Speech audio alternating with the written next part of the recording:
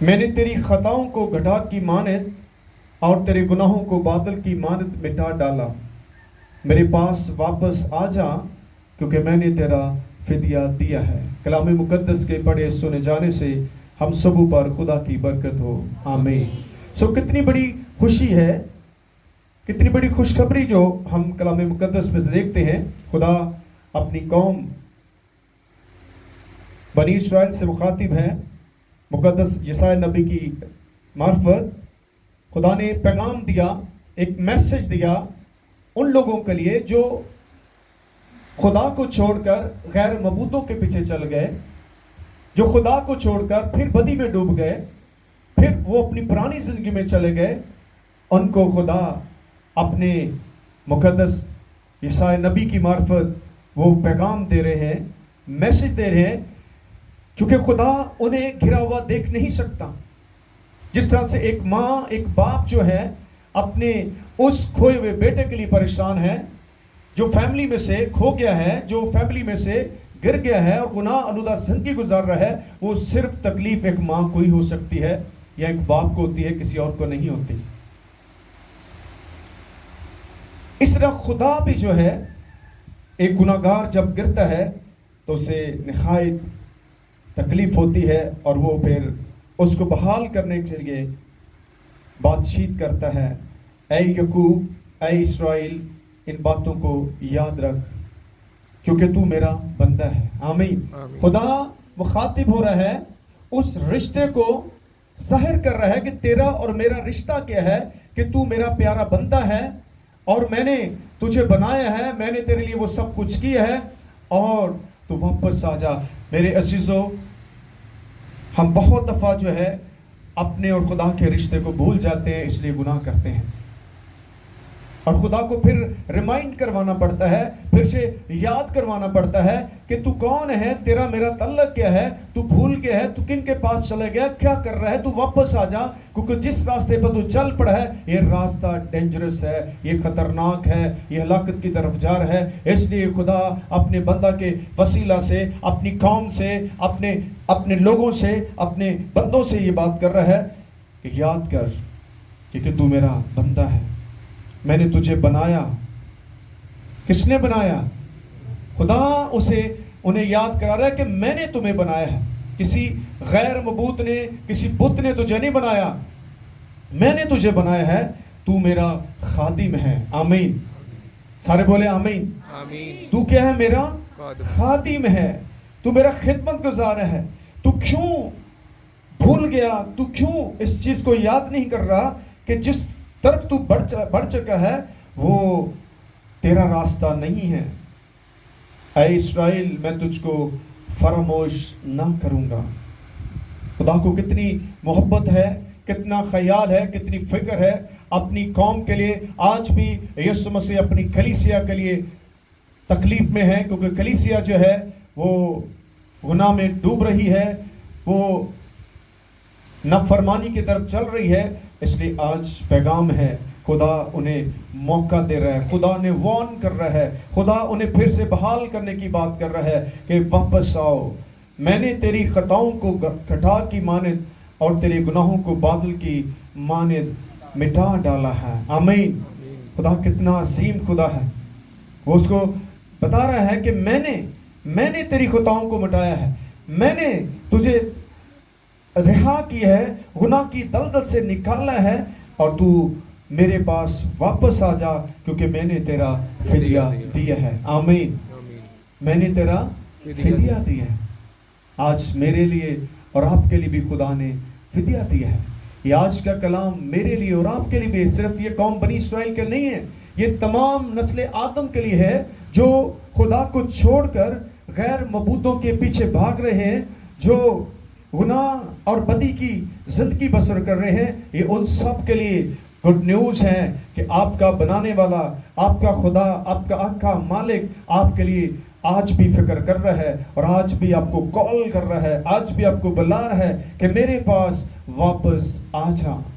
کیا بات ہے. آمین. میرے پاس واپس آ جا. ابھی بھی کچھ نہیں ہوا تو واپس آ جا. میرے عزیزو، اگر ہم میں بھی کوئی ایسا شخص کھو گیا ہے، کسی بھی طریقے سے گمراہ ہو گیا ہے تو آج واپس آ جائیں، کیونکہ خدا نہیں چاہتا کہ کسی بھی گنہگار کی ہلاکت ہو، بلکہ وہ چاہتا ہے سب کی توبہ تک نوبت پہنچے۔ خدا نے ہمیں اس روح زمین پر اس لیے رکھا ہے تاکہ ہم زندگی پائیں اور کثرت سے پائیں، اور کثرت کی زندگی کے لیے ہمیں خدا کے پاس آنے کی ضرورت ہے۔ خدا کے پاس ہمارے تمام مسائل کا حل ہے، خدا کے پاس ہمارے گناہوں کی معافی ہے، ہمارے بدنوں کی شفا موجود ہے۔ اس لیے آپ کو دلیری کے ساتھ اپنے آقا، خالق، مالک خدا کے پاس واپس بھاگ کر آنا ہے۔ جس طرح سے آپ دیکھ سکتے ہیں مصر بیٹا جو ہے، جب اس کے 2 بیٹے ہیں، جو چھوٹا بیٹا ہے وہ اپنی جائیداد کا سارا حصہ لے کر اپنے باپ کو، اپنے بھائی کو، اپنے خاندان کو چھوڑ کر، اس اچھی زندگی کو چھوڑ کر وہ چلا گیا۔ جب وہ چھوڑ کر چلا گیا تو اس نے وہ جو وسائل تھے، جو جائیداد کا حصہ تھا، وہ برے کاموں پر خرچ کر دیا۔ اس نے عیش و عشرت کے لیے وہ استعمال کیا، اور جب وہ گیا تھا تب بڑے اس کے دوست تھے، لیکن جب اس کے پاس کچھ نہیں تھا تو وہ اکیلا ہی تھا۔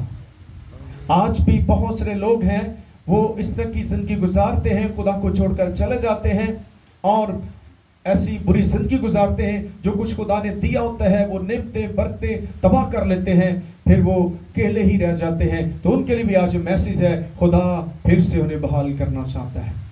ہم دیکھتے ہیں وہ بیٹا جو ہے اس کی کتنی خستہ حالت ہو گئی۔ جب خدا کے ساتھ رہتے ہیں تو شاداب رہتے ہیں، آپ ہرے بھرے رہتے ہیں، لیکن جب آپ خدا کو چھوڑ دیتے ہیں تو آپ کی حالت بہت زیادہ خستہ ہو جاتی ہے، آپ ذلت اور رسوائی کا سبب بن جاتے ہیں۔ اور ہم دیکھتے ہیں کہ اس شخص کو جو پہلے اچھے کھانے کھاتا تھا، باپ کے ساتھ بیٹھتا تھا، اچھا لباس پہنتا تھا، شان و شوکت والی زندگی تھی۔ آمین۔ جب آپ خدا کے ساتھ ہوتے ہیں تو شان و شوکت والی زندگی گزارتے ہیں، لیکن جب آپ خدا کو چھوڑ جاتے ہیں تو سب کچھ آپ سے چھین لیتا ہے آپ کا دشمن ابلیس۔ باغ عدن میں بھی یہی کچھ ہوا۔ جب تک آدم اور حوا خدا کے ساتھ تھے تو با اختیار تھے، ہر چیز تو ان کے اختیار میں تھی۔ جانور، پرندے، خونخوار جانور سب ان کا کہنا مانگتے تھے، ان کے ساتھ وہ رہتے تھے، اچھا کھانے کو ملتا تھا، اور وہ خدا کی پناہ میں رہتے تھے۔ کسی چیز کی کوئی فکر نہیں تھی، کوئی بوجھ نہیں تھا، کوئی دباؤ نہیں تھا۔ لیکن جیسے ہی انہوں نے خدا کو رد کیا تو ہر چیز ان کی مخالف ہو گئی۔ وہی جانور جو ان کے ساتھ رہتے تھے، کھاتے تھے، وہ بھی ان کے مخالف ہو گئے اور ان کو اس ہنستے بستے گھر سے نکال دیا گیا۔